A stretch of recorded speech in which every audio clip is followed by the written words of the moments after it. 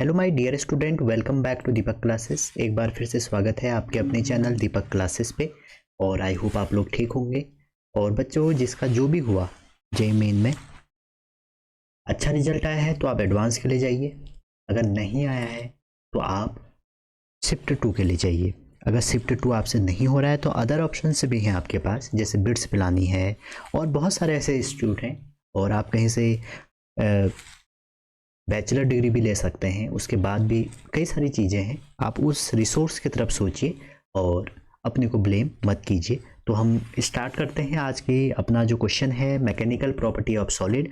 इसमें हम 13 क्वेश्चन करेंगे। ज़्यादा क्वेश्चन यहाँ से नहीं आते हैं, लेकिन मैं इसलिए करवा रहा हूँ इससे इससे इससे पहले इसके बाद जो मैं करवाऊँगा, जैसे लॉज ऑफ मोशन है, रोटेशन है और वर्क एनर्जी है, वहाँ थोड़ा क्वेश्चन ज़्यादा आए हुए हैं। मतलब कहने का मतलब ये है, अगर आप बिट्स की तैयारी कर रहे हैं, अगर आप बिट्स की तैयारी कर रहे हैं तो आप क्लास 11 की पहली बुक और क्लास 12 की दूसरी बुक कर लेंगे तो आपके आधे क्वेश्चन तो सही हो जाएंगे। ठीक है, क्लास 12 की जो पहली बुक है उससे थोड़े टफ क्वेश्चन आते हैं। ठीक है, और जो 11th की सेकेंड बुक है वहाँ आप पूरा मत कीजिए, जैसे एक सॉलिड कर लीजिए, एक थर्मोकेटीजी कर लीजिए। ठीक है, बीच में फ्लूइड छोड़ सकते हैं आप। ठीक, तो इसको करने वाले हैं। वो क्वेश्चन थोड़ा टाइप हो रहे हैं एक्चुअली बच्चों। यहाँ थोड़ा सा हमारे जो ये एरिया है यहाँ पर थोड़ा सी लड़ाई हो गई थी। ठीक है, तो थोड़ा सा कंडीशन सही नहीं थी, जिससे हमारे वहाँ लाइट और इंटरनेट कनेक्शन नहीं था, तो चीज़ें सही से नहीं चल रही थी। तो आज से सारी चीज़ें अब ठीक से हो रही हैं, सारी चीज़ें अंडर कंट्रोल हैं हमारी जो सिचुएशन है। तो हम स्टार्ट करते हैं आज से, और सारी चीज़ें अब सीक्वेंस में होंगी। और एक हमारी जेई की प्रॉब्लम है, जैसे एक बच्चे ने कहा था कि हमें पूरे सर्किट प्रॉब्लम डिस्कस करवाए, तो बच्चों टाइप हो गई हैं। ठीक है, बस इसके बाद वही वीडियो आएगी अब, और उसको मैं जल्दी अपलोड करूँगा। मैं भूला नहीं हूँ, आप कह रहे थे कमेंट में भूल गए हो, मैं भूला नहीं हूँ। कंडीशन सही नहीं है तो वाईफाई नहीं है, टाइप नहीं कर सकता, कई सारी चीज़ें, इलेक्ट्रिसिटी नहीं है, तो इसलिए लेट हो गई, तो उसके लिए सॉरी। तो स्टार्ट करते हैं मैकेनिकल प्रॉपर्टी ऑफ सॉलिड। पहला क्वेश्चन, ज़्यादातर अगर आप कहेंगे सर यहाँ क्वेश्चन किससे आते हैं, वो आते हैं यंग मॉड्यूलस से। ठीक है, जो इलास्टिक मॉड्यूलस हैं आपके, वहाँ से क्वेश्चन पूछे जाते हैं। तो पहला क्वेश्चन हम डिस्कस करने जा रहे हैं। कह रहे हैं कि Young modulus of a material, ठीक है, of wire A and B are in ratio. आपको रेशियो में दिया है यंग मॉड्यूलस 1:4। ठीक, और उसके बाद कह रहे हैं while its area of cross section इतना, if same amount of load means हो जाएगा फोर्स। अगर अप्लाई कर रहे हैं तो आपसे कह रहे हैं कि इलोंगेशन क्या होगा। बच्चों, फॉर्मूला जो होता है, अगर आप फॉर्मूले की तरफ जाएं तो फॉर्मूला हमारा यंग मॉड्यूलस का, मैं इससे कर लेता हूं, चाहे कोई भी मॉड्यूलस है। ठीक है, एक आप स्लाइड एक्स्ट्रा ले लीजिए पहले। कोई भी मॉड्यूलस है तो जो इलास्टिक हमारे मॉड्यूलस होते हैं, जितने भी इलास्टिक मॉड्यूलस हैं, इलास्टिक मॉड्यूलस का फॉर्मूला होता है स्ट्रेस ओवर स्ट्रेन। कुछ भी हो जाए आपको स्ट्रेस ओवर स्ट्रेन करना है। अगर आपका 1D की बात हो रही है या लीनियर कहीं पर इलोंगेशन हो रहा है, तो 1D में हम डिफाइन करते हैं यंग मॉड्यूलस, या आप कह सकते हैं किसी सॉलिड बार पे हो रहा है या कोई एक लीनियर वायर है, तो वहाँ पे सॉलिड के लिए यंग मॉड्यूलस, और यंग मॉड्यूलस होता है आपका स्ट्रेस, या आप बोल सकते हो नॉर्मल स्ट्रेस ओवर स्ट्रेन। ठीक है, ओवर लॉन्गिट्यूडल स्ट्रेन या स्ट्रेन भी कह सकते हैं आप। तो उस केस में जो हमारा फॉर्मूला हो जाएगा वो कितना हो जाएगा, F/A, जो कि फोर्स है, अपॉन में स्ट्रेन लॉन्गिट्यूडल में है, अलोंग द लेंथ है, तो डेल्टा L/L। कितनी चेंज हुई, डेल्टा L, या कितना इलोंगेशन हुआ, डेल्टा L, और कितनी ओरिजिनल थी, तो वो L। और वहीं अगर, और ये जो यंग मॉड्यूलस है जनरली आप सॉलिड पे लगाते हैं। ठीक है, तो अगर आपका फ्लूइड पे और सॉलिड पे लगा रहे हैं, आप तीनों पे लगा रहे हैं, ठीक है, फ्लूइड पे, सॉलिड पे, या 2D भी बोल सकते हैं, 2 डायमेंशन में लगा रहे हैं, तो वहां पे होता है बल्क मॉड्यूलस। और बल्क मॉड्यूलस का फॉर्मूला होता है volumetric stress over volumetric strain, जिसको हम लिखते हैं F/A अपॉन में डेल्टा V/V। ये वॉल्यूमेट्रिक है, तो बल्क मॉड्यूलस का हमारे यहाँ से फॉर्मूला आप डेल्टा P प्रेशर के टर्म में भी लिख सकते हैं, डेल्टा V/V। तीसरा होता है जो कि सॉलिड बॉडी में ही होता है जनरली, लेकिन वहाँ पे क्या होता है, शेयर, मतलब एक प्लेन टू प्लेन काम चलता है। तो शेयर मॉड्यूलस जहाँ पे होगा, शेयर मॉड्यूलस भी आपका क्या होता है, ईटा से लिखते हैं उसको, फोर्स ओवर एरिया, ठीक है, sharing stress over sharing strain, ये कभी कभी डेल्टा एल बाय एल होता है, कभी कभी आपको थीटा एंगल के टर्म में देगा। तो सेम क्वेश्चन यहाँ भी है, आपसे क्या पूछा गया है, अमाउंट ऑफ इलोंगेशन। तो अभी भी हमने देखा कि यंग मॉडुलस इक्वल टू क्या हो गया, फोर्स ओवर एरिया, स्ट्रेस का फॉर्मूला होता है into delta L by L, और आपको डेल्टा एल निकालना है। तो यहाँ से अगर आप डेल्टा एल निकाल लें तो क्या आ जाएगा, F by F into L A into Y, ये आपका फॉर्मूला हो गया। ठीक है, याद करने की जरूरत नहीं है, आप इसको कंसेप्चुअली समझिए थोड़ा। और अब आपको क्वेश्चन में दिया है दो यंग मॉड्यूलस का रेशियो, ठीक है, gamma A over gamma B 1/4 given है, और एरिया पहले वाले का और एरिया दूसरे वाले का 1/3 गिवन है। तो इलोंगेशन अगर आप देखें वो किसके प्रोपोर्शनल है भैया, वो आपका ए वाई के इन्वर्सली प्रोपोर्शनल है। सेम लोड लगाया है और सेम लोड लगाएंगे तो सेम एक्सटेंशन होगा। तो अगर आप इसका रेशियो निकालते हैं, delta L of A over delta L of B equal to क्या हो जाएगा, area B over area A into Young modulus B over Young modulus A. दोनों की वैल्यू रख दो, 3 इंटू 4/1, तो 12 रेशियो 1 आंसर आ जाएगा। सेकेंड क्वेश्चन कह रहे हैं कि एक 100 मीटर, देखो बहुत ईजी क्वेश्चन आते हैं यहाँ से, जे में भी यहाँ भी, तो इस चैप्टर को आप नहीं छोड़ सकते। ठीक है, अच्छा जी, तो कह रहे हैं कि एक लेंथ दे रखी है आपको, ये आपको एल दी है, ठीक है, जो भी इलोंगेशन लिखा होगा, एक्सटेंशन लिखा होगा आफ्टर अप्लाइंग लोड, वो हमारा लोड लगाने के बाद डेल्टा एल हो जाएगा। एरिया भी आपको दिया है 6.25 इंटू 10 की पावर -4। कह रहे हैं यंग मॉड्यूलस जो है हमारा, यंग मॉड्यूलस ये है 10 की पावर 10, ठीक है, ये 10 की पावर 10 है। क्लियर, इसको मैं सही कर देता हूँ।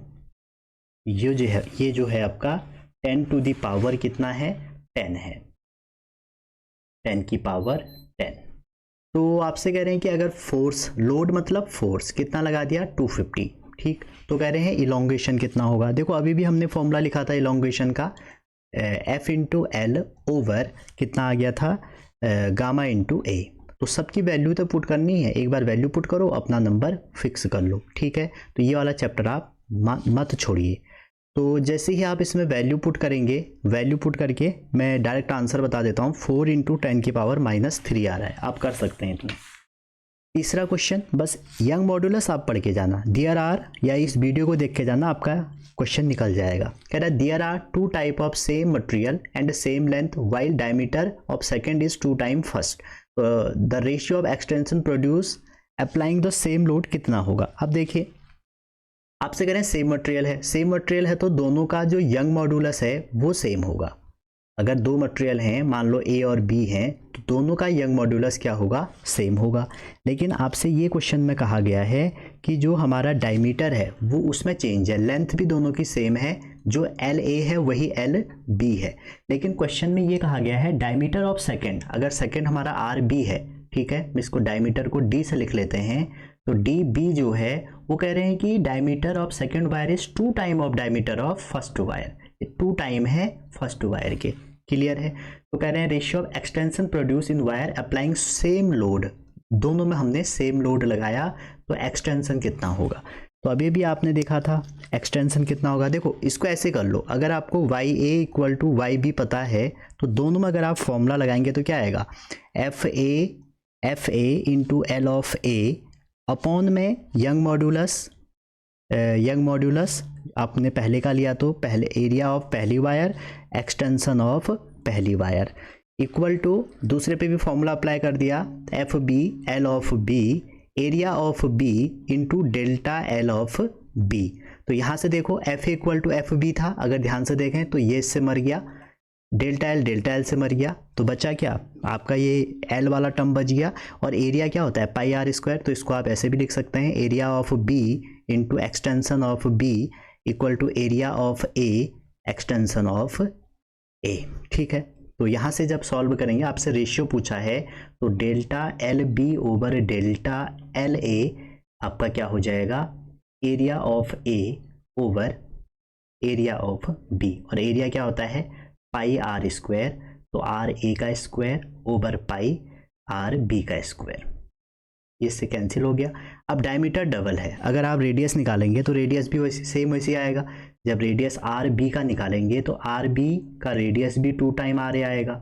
तो यहाँ पर अगर वैल्यू रख दें तो 2 का स्क्वायर क्या हो जाएगा 4:1। ये तो प्रॉपर तरीका हो गया। डायरेक्ट आप इसको अगर देखें, अभी हमने फॉर्मूला लिखा था ये, ठीक है। तो यहाँ से डायरेक्ट आप देखो एक्सटेंशन किस पे डिपेंड कर रहा है, एरिया पे, और एरिया में क्या आता है पाई आर स्क्वायर। तो यहाँ से आप डायरेक्ट भी निकाल सकते थे कि अगर आप इसको डबल करते हैं तो ये कितना हो जाएगा सेकंड के लिए 1/4 हो जाएगा, ठीक है। क्वेश्चन 4 यहाँ है टाइम का गेम। बिट्स पिलानी अगर आपको जाना है तो आपको आपकी टाइमिंग सही रहनी चाहिए। तो आप ऐसे प्रैक्टिस करिए कि आपसे क्वेश्चन जल्दी जल्दी हो जाए। कह रहे हैं कि एक स्टील वायर है जिसका क्रॉस सेक्शनल एरिया इतना है, ये एरिया दिया है। इलास्टिक लिमिट, जो इलास्टिक लिमिट है देखो, जो एन क्या लिखा है n मीटर -2, ये इलास्टिक लिमिट लिखा है इन्होंने, ठीक है। आगे कह रहे हैं कि the maximum upward acceleration can be इतना, एलिवेटर सपोर्टेड बाय इतना। तो कह रहे हैं if the stress is to be exceed 1/4 of the elastic limit, तो वो कितना होगा। तो आपसे पूछा गया है इसमें कि जो मैक्सिमम लिमिट है वो कितनी होगी। अब इस क्वेश्चन में देखिए यंग मॉडुलस दिया है, एरिया दिया है, मास दिया है, तो जो मैक्सिमम टेंशन होगा वो कितना हो जाएगा आपको ये कैलकुलेट करना है। वो कह रहा है मैक्सिमम टेंशन जो है 1/4 ऑफ जो भी है उसकी लिमिट स्ट्रेस वो है, और इनटू एरिया, ठीक है, जो भी एरिया ऑफ क्रॉस सेक्शन है, ठीक है ना।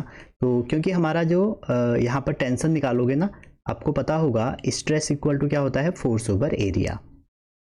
तो ये हमारा टेंशन है, यहाँ पर क्या करिए वैल्यू रख दीजिए 1/4। स्ट्रेस आपको दिया है 2.2 × 10⁸ इंटू ये आपका क्या है एरिया, एरिया कितना है पर यूनिट एरिया में ये रहा, ठीक है। इसको सॉल्व करेंगे तो आ जाएगा 2.2 × 10⁴ न्यूटन पर मीटर स्क्वायर। अब देखो लिफ्ट ऊपर को जा रही है तो उसका इफेक्टिव टेंशन हो जाएगा mg+a, जब ऊपर को जाएगी वो तो mg+a। तो ये आपने निकाल दिया 2.2 10⁴, और मास आपको दिया है 1000 और g आपका 10। तो आपसे क्या निकालना है इसमें एक्सेलरेशन कैलकुलेट करना है। तो इसको सॉल्व करेंगे तो एक्सेलरेशन आ जाएगा 12 मीटर पर सेकेंड, ठीक है। ये थोड़ा अच्छा क्वेश्चन था। क्वेश्चन 5 कह रहे हैं एक रबर कॉर्ड है जिसका क्रॉस सेक्शनल एरिया आपको दिया हुआ है, टोटल अनस्ट्रेच लेंथ, देखो अनस्ट्रेच लेंथ क्या है L, ठीक। कह रहे हैं टोटल लेंथ इतना है, इट इज स्ट्रेच इतना, तो रिलीज कर दें अगर तो इतने मास को, तो वेलोसिटी ऑफ प्रोजेक्शन क्या होगा। देखो यहाँ पर आप जब कैलकुलेट करेंगे सबसे पहले आपको यहाँ पर लगाना पड़ेगा कि जो इलास्टिक पोटेंशियल एनर्जी है किसकी, कॉर्ड की, वो हमारी काइनेटिक एनर्जी ऑफ पार्टिकल के बराबर होगी, क्योंकि एनर्जी तो कंजर्व रहेगी। जब आपने उसको अनस्ट्रेच को फेंका, स्ट्रेच करने के बाद वो दोनों इक्वल होंगे। अब यहाँ पर जो इसकी काइनेटिक एनर्जी होगी वो तो आप ½ mv² कर देंगे, लेकिन पोटेंशियल एनर्जी होती है k × ΔL², क्योंकि kx² होती है, एक्सटेंशन अगर ΔL है तो वेलोसिटी कितनी हो जाएगी √k/m ΔL। अब देखिए m है हमारे पास, ΔL भी है हमारे पास। ΔL कैसे निकालेंगे, 0.15 हमने स्ट्रेच किया है, ठीक है, और L उसकी ओरिजिनल लेंथ थी, तो अगर हम माइनस कर दें 0.125 में से 0.1 तो आपका 0. कितना आएगा 0.25, ये हमारी ΔL हो गई। लेकिन K कैसे निकलेगा, अब K निकालने के लिए आपको जाना पड़ेगा हुक्स लॉ पे, ठीक है। तो जब आप इसका K कैलकुलेट करेंगे, K मतलब क्या हो गया, स्प्रिंग जो हमारी कॉर्ड है उसके लिए जो स्प्रिंग कांस्टेंट होगा, उसको जब आप कैलकुलेट करेंगे तो हुक्स लॉ आपने पढ़ा होगा किसी भी स्प्रिंग में, जो हमारा हुक्स लॉ होता है वो क्या होता है F = kx, ठीक है। अब देखिए यहाँ पर जो टोटल वैल्यू हो जाएगी किसकी, k की, वो कैसे कैलकुलेट करेंगे आप यहाँ पे देख सकते हैं। बस k की ही वैल्यू यहाँ पे कैलकुलेट करने का थोड़ा सा आपके पास टास्क है। तो k की वैल्यू आप रख लीजिए, एक मिनट, हाँ k की वैल्यू आप रख लीजिए इसमें k, क्योंकि स्प्रिंग तो दी नहीं है ना, तो स्प्रिंग नहीं दी है तो आपको k कैलकुलेट करना। k कितना आ जाएगा, ये आ जाएगा आपका टेंशन के टर्म से निकाल दीजिए, कितना होगा टेंशन जो आपने खींचा इसको, टेंशन इक्वल टू हो जाएगा force over area YA/L × ΔL, ठीक हो गया। अगर आप इसको हुक्स के फॉर्मूले से देखें तो यहाँ से जो टेंशन है, टेंशन निकाल लो। टेंशन कितना है, यंग मॉड्यूलस आपको कितना दिया है, यंग मॉड्यूलस दिया है 5 × 10⁸। एरिया कितना दिया है, एरिया आपको दिया है 10⁻⁻6। डेल्टा एल आपका निकल गया है, डेल्टा एल है आपका, इसको राउंड ऑफ करके रख लो, डेल्टा एल को 2 × 10⁻⁻2 रख लो, और अपॉन में ये हो जाएगा 10 × 10⁻⁻2। ठीक है, तो टी की वैल्यू क्या आ जाएगी यहाँ से 100 न्यूटन। अब इसको टी के ही टर्म में रख लीजिए। कैसे, जो हमारा ये के है, के इंटू डेल्टा एल है, हमको ये पता है कि हुक्स साहब कहते हैं एफ इक्वल टू होता है के इंटू डेल्टा एक्स होता है। ठीक है, के इंटू डेल्टा एक्स होगा। तो अगर ये टेंशन टी है तो ये कितना हो जाएगा, के टेंशन टी को हम अगर सॉल्व करें तो आ जाएगा डेल्टा एल इंटू एल। तो मतलब जो हमारा वैल्यू है ना, ये टी की वैल्यू हो जाएगी टेंशन की। तो यहाँ पर देखिए आप, जो ये पूरा है ना, ये वाले को, इसको अगर आप हटाएं यहाँ से, तो इसको आप एक स्टेप और बढ़ाइए, क्योंकि के दिया ही नहीं है ना, तो ये हो जाएगा हाफ, और ये हो जाएगा के इंटू डेल्टा एल, और डेल्टा एल को बाहर कर लो, इक्वल टू ½ mv², और के इंटू डेल्टा एल क्या हो जाएगा, टेंशन, या आप फोर्स कह सकते हैं। तो T into delta L equal to ½ mv²। ठीक है, तो यहाँ से v कितना आ जाएगा, सेम वही हाफ से हाफ कैंसिल हो गया, v आ जाएगा √f इंटू एफ नहीं, t into delta L over m, और t आपने निकाल दिया है। तो मतलब सॉल्व करना बहुत आसान है इसको, बस यहाँ पे k नहीं दिया था। तो जब आप इसमें t की वैल्यू 100 रख देंगे और delta L 2 into round of करके रख देंगे ये सब वैल्यू, तो आपको आंसर कितना मिलेगा, इसका आंसर मिलेगा 25 या 20 के आसपास। देखो इसमें 25 ही है, वैसे तो 20 के आसपास आएगा आंसर, अगर आप एग्जैक्ट वैल्यू रखेंगे तो 25 निकल के आएगा। ये बहुत इंपॉर्टेंट क्वेश्चन है, इसको आप इंपॉर्टेंट मार्क करिए, और ये पूछा जाता है कई बार। ठीक है, क्वेश्चन है आपके पास कि breaking stress of a steel wire is T and density of steel is rho, तो ग्रेटेस्ट लेंथ कितनी होगी। ठीक है, तो आप खुद ही देखिए, जो मैक्सिमम स्ट्रेस होगा, अगर आपने किसी भी वायर को सस्पेंडेड किया है, तो जो मैक्सिमम स्ट्रेस होगा आपका वो कितना हो जाएगा, वो हो जाएगा मैक्सिमम फोर्स या मैक्सिमम वेट। ठीक है, मैक्सिमम वेट और कितना उसका क्या है, क्रॉस सेक्शनल एरिया है। ठीक है, अब जो मैक्सिमम वेट है वो कितना हो जाएगा, आप मास इंटू वॉल्यूम से निकाल सकते हैं, volume into density into G acceleration due to gravity, upon में क्या आ जाएगा, एरिया आ जाएगा। ठीक है, तो यहाँ से हो जाएगा ए, और अगर वॉल्यूम आपको नहीं पता है, ये होता है एरिया इंटू लेंथ रो जी। ठीक है, अपॉन में कितना आ जाएगा, ये अपॉन में आ जाएगा ए। तो मैक्सिमम स्ट्रेस आपको क्वेश्चन में पी दिया है, तो ये सॉल्व करेंगे तो क्या आ जाएगा, ये आ जाएगा एल रो जी। तो यहाँ से एल की वैल्यू कई बार पूछा गया है क्वेश्चन, आप इसको तैयार कर लीजिए। ये आंसर हो गया, मैंने ऑप्शन नहीं रखे इसके। सेकंड क्वेश्चन ये भी बहुत इंपॉर्टेंट है, जो 7th क्वेश्चन है हमारा, ये आपका जे में आया था, उसके बाद फिर इन्होंने पूछना शुरू कर दिया। तो क्वेश्चन ये है, इसका एक डायग्राम भी बना है। तो एक ऐसे एंड है ये वाला, ये वाला। ठीक, आपने कोई जो ये वायर है, ऐसे कोई आपका एक स्टील वायर है जिसकी लेंथ कितनी है, 12 है। ठीक है, तो आपने इसको स्ट्रेच किया बीचों बीच से, मिड पॉइंट से, ये जेई में भी आया था। ठीक है, यहाँ पे स्ट्रेच किया तो ये वायर ऐसे हो जाएगी अगर आप इसको स्ट्रेच करोगे, और स्ट्रेच करने के बाद आपने यहाँ पर एक मास फिट कर दिया। तो आपसे कह रहे हैं जो ये स्ट्रेच करके जो लेंथ एक्स लेंथ है ये कितनी होगी, ये आपसे पूछा गया है।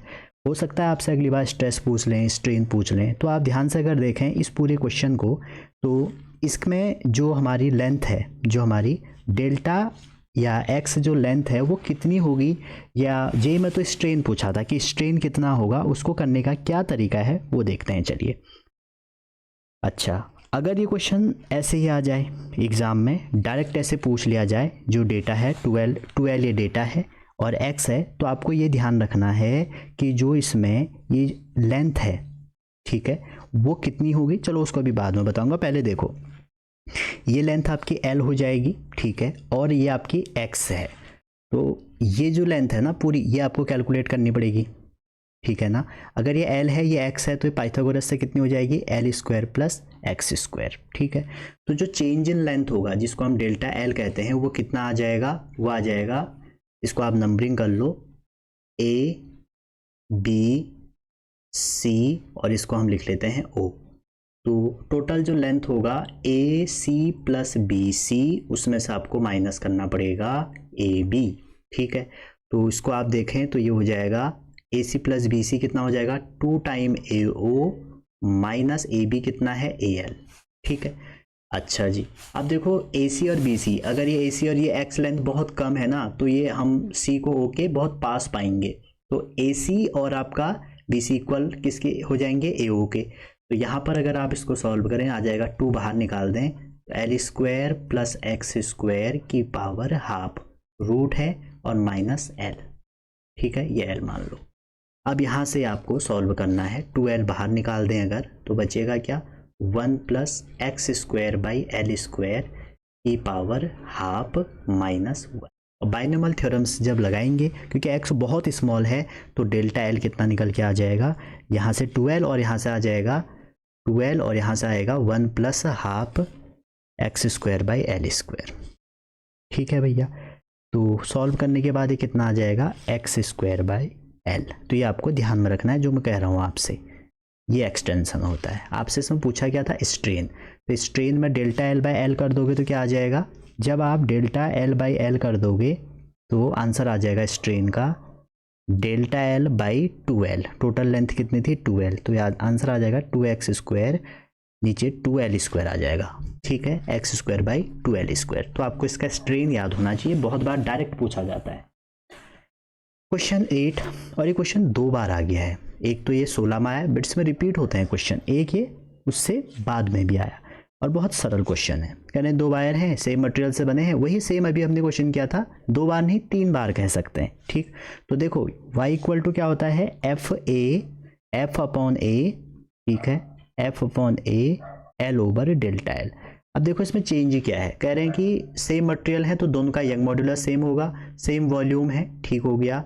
However wire 1 has volume A and 2 has 3a, 1 length delta X, तो how much needed to second wire by same amount.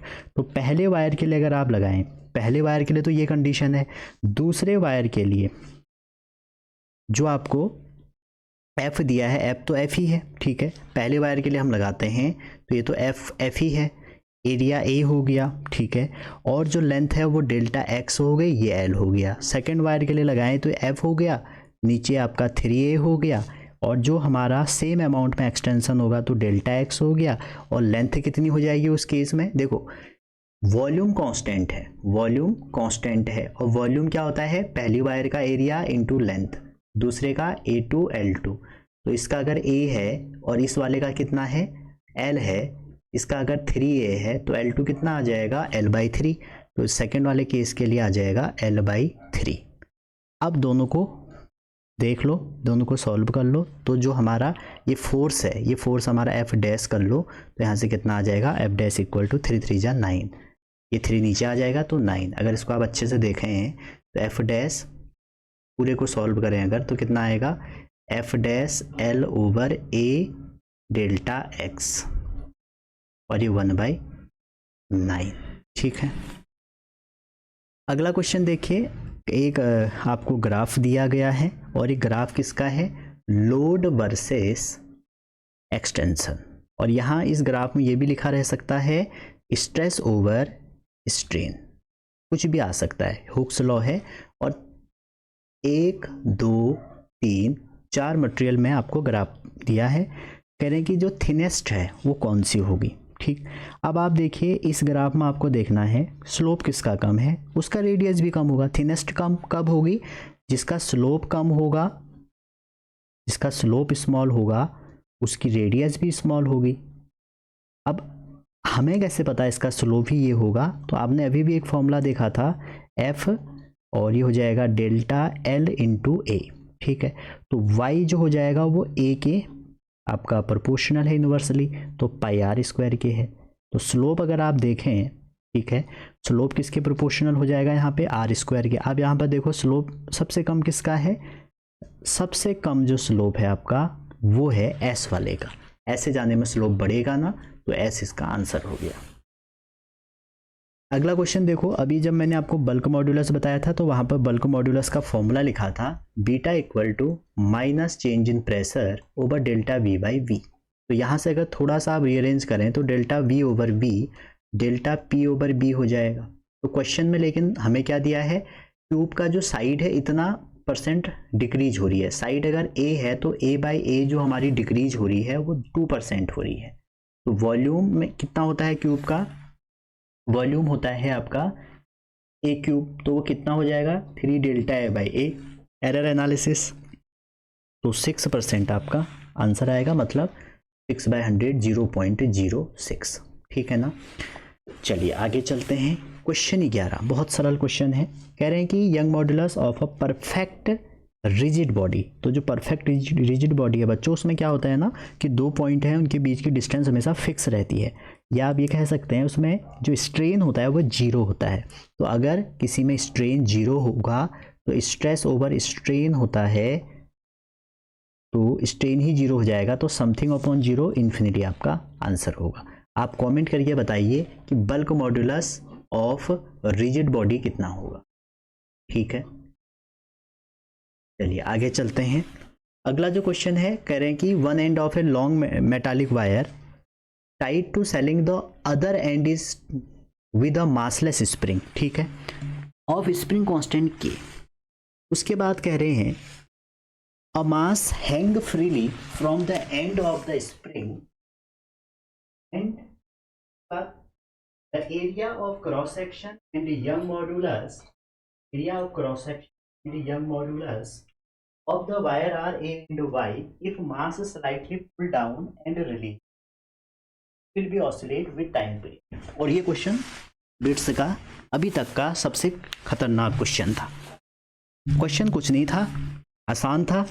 अगर आपने इलेक्ट्रोस्टैट में ये ऐसे क्वेश्चन किए होंगे तो इसको आप इजीली उड़ा सकते थे। कैसे, देखो, आपको पता होना चाहिए कि जो टाइम पीरियड है वो हम ऐसे निकालते हैं कि इक्विवेलेंट ओवर m, और यहाँ से टाइम पीरियड होता है 2 पाई बाई ओमेगा, ठीक है। अब बात ये थी कि ओमेगा कैसे निकलेगा। अगर आप ओमेगा निकाल पाते तो इस क्वेश्चन में आपको कोई दिक्कत होती। ऑप्शन मैंने नहीं रखे हैं क्योंकि ऑप्शन बहुत बड़े बड़े आ रहे थे, और टाइप अभी किया है तो थोड़ा सा मैंने सोचा जल्दी हो जाएगा। अब देखिए, जब इस क्वेश्चन को आप करेंगे तो अगर आप इसका थोड़ा डायग्राम बनाना चाहें तो वो ऐसे ही है। ये लेंथ L है, इसके बाद एक स्प्रिंग लगी हुई है, इसका स्प्रिंग कांस्टेंट K है, इसके बाद एक मास लगा है। तो देखो, जब हम इसको स्प्रिंग देखें, मान लो ये K1 की वैल्यू यहाँ पे K है, और ये जो ये वाली वायर है ना, ये K2 है जिसका स्प्रिंग कांस्टेंट K2 है, ठीक है। अब K2 कितना होगा, तो अभी भी हमने देखा था K2 कितना हो जाएगा, K2 हो जाएगा। अभी एक क्वेश्चन क्या था, यंग मॉड्यूलस, ठीक है, और यंग मॉड्यूलस में टोटल उसकी लेंथ कितनी है, ठीक है ना, A ओवर L। ये अगर किसी वायर का आपको K निकालना है तो ऐसे निकाल सकते हो। अभी भी हमने कुछ देर पहले किया था। तो जो स्प्रिंग किसमें है, ये सीरीज में है, तो सीरीज में जो K इक्विवेलेंट होता है वो होता है K1 K2 over K1 plus K2। इसमें ऑसिलेशन एंड वेव चैप्टर का ये वाला कॉन्सेप्ट लग रहा है। तो अगर आप इसकी वैल्यू यहाँ पे रखोगे तो कितना आ जाएगा, वाई ए, एरिया इसका A over KL plus Y A, ठीक है महाराज। अब इसके बाद K इक्विवेलेंट आ गया तो बस निकाल दीजिए। तो ओमेगा कैसे होगा, ओमेगा निकाल दो यहाँ से, ओमेगा आ जाएगा root K equivalent by M, तो K Y A over M KL plus Y A. और जैसे ही ओमेगा आया तो आप यहाँ से T निकाल दीजिए, और T जब निकालेंगे वैल्यू आ जाएगी। तो बहुत इंटरेस्टिंग क्वेश्चन था। आपको ये भी ध्यान रखना है, अगर कोई वायर है और उस वायर का आपसे क्या पूछ दिया K, तो K कितना आ जाएगा, वाई ए ओवर L। और ये कैसे आएगा, अभी भी मैंने बात करी थी, जब आप फॉर्मूला लगाएंगे F इक्वल टू के एक्स हो जाएगा, ठीक है, और F इक्वल टू के एक्स से आप इसको रीअरेंज करेंगे तो ये निकल के आएगा, ठीक। और यंग मॉड्यूलस का फॉर्मूला क्या होगा, यंग मॉड्यूलस का फॉर्मूला होगा, मैं एक बार आपको बता देता हूँ कि YA ओवर L कैसे आया। देखो यंग मॉड्यूलस क्या होता है, यंग मॉड्यूलस होता है F by A delta L by L, ये तो होगा। अब ध्यान से देखिए, अगर आप इसको सॉल्व करें, ठीक है, तो F इक्वल टू क्या होता है, F इक्वल टू होता है के एक्स मतलब एक्सटेंशन जो भी होगा यहाँ पे डेल्टा L, तो F की वैल्यू यहाँ पे रख दोगे तो क्या आ जाएगा, delta L over A delta L Y, तो डेल्टा L से डेल्टा L मर गया, तो K की वैल्यू क्या आ जाएगी, YA बाई L, ठीक है ना, जो मैंने यहाँ पे ये यूज कर रखी है। अंतिम क्वेश्चन है, कह रहे हैं कि ये रिपीट हो गया, इसको हम नहीं करा रहे हैं, सेम क्वेश्चन था, अभी भी निकाला था इसका आंसर, 9F इसका आंसर आएगा, ठीक। तो यही थे हमारे आज के क्वेश्चन। आशा करता हूँ आप चैनल पे अगर नए हैं लाइक शेयर सब्सक्राइब जरूर कर रहे होंगे, अपने दोस्तों को जरूर शेयर करो जो अच्छा कंटेंट ढूंढ रहे हैं। अगर आपकी कोई स्पेशल डिमांड है जो बिट्स प्लानिंग की वीडियो देख रहा है, मैं स्टार्टिंग में नहीं बता रहा हूँ, अगर लास्ट में आप आ रहे हो, अगर आपकी कोई डिमांड है तो आप ज़रूर बिट्स प्लानिंग के लिए बताइए, जो भी आपको चाहिए मैं कोशिश करूँगा उसको फुलफिल करने की। मिलते हैं अगली वीडियो में, तब तक अपना ध्यान रखिए, पढ़ते रहिए, wishing all the best, be positive.